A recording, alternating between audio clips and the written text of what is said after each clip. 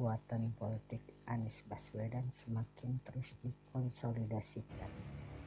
Anies yang sejak awal bertumpu menjual agama dalam kiprah politik, kini memperluas basis pasarnya ke pangsa pasar umat Kristen dan mengesankan dia toleran. Pada dasarnya Anies ini memang tidak radikal. Dia berpandangan sepenuhnya pada Barat atau Amerika Serikat sebagai basis pendidikannya. Dia hanya bertindak sebagai politisi sejati yang memanfaatkan keadaan. Tapi satu kekurangan Anies, dia tidak punya nilai-nilai dasar berpolitik. Anies cenderung orang yang tidak punya ideologi. Dia membiarkan lawan politiknya Ahok dihabisi kelompoknya tanpa etika. Dia cenderung melindungi HTI demi kepentingan politiknya dan memelihara politik identitas, walaupun ia bertolak belakang dengan pandangan hidupnya yang cenderung pluralistis.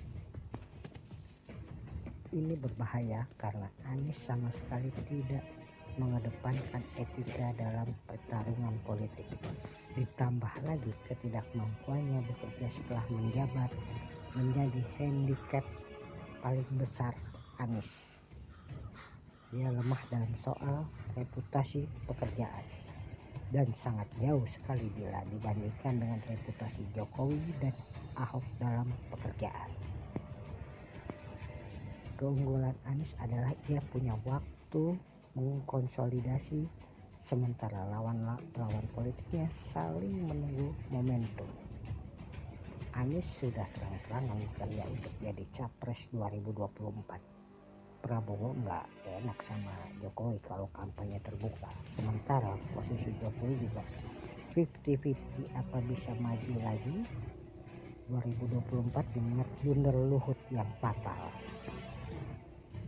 Sementara Puan dan Ganjar masih menunggu keputusan Ketum PDIP.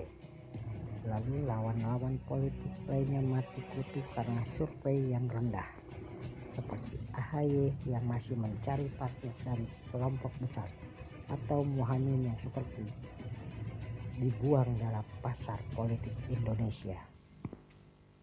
Keuntungan waktu inilah yang dimanfaatkan Anies dengan optimal, seperti memanfaatkan keberuntungan dia dalam kasus gorengan Ahok di Pulau Seribu. Dalam kerja politik yang paling mendasar adalah keberuntungan, dan ini hanya bisa dilawan dengan investasi politik yang lama, dan satu-satunya yang punya investasi politik paling panjang adalah Prabowo.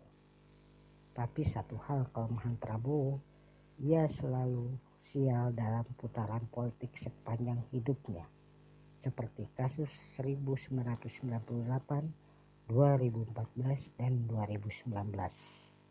Apakah nasib sial politik Prabowo berhenti di tahun 2024? Time will tell.